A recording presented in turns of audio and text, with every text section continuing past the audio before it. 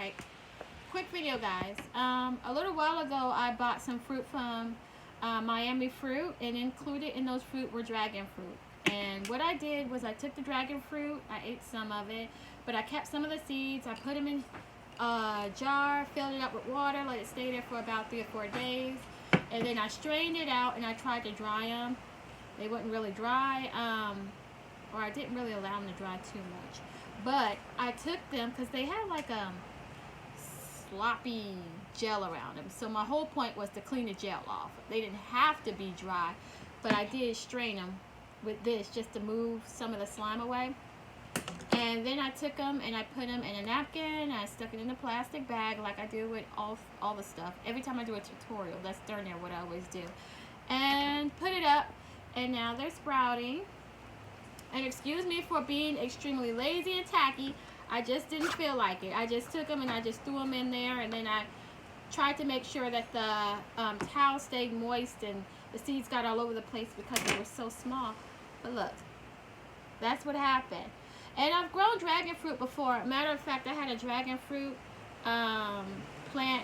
It only grew about this big, and that was like, I had it for like 5 years. I had to leave it in Nebraska when I moved to Florida. But these are much bigger. These look much bigger than that other dragon fruit I had, and these were yellow. They weren't the typical grocery store. This is like more of an organic one. So what I'm going to be doing is I'm going to take them off this little napkin and putting them in dirt, and I already started here. And what happens is as they grow, they're just like little cactuses. They get little spikies, and then after a while they get little,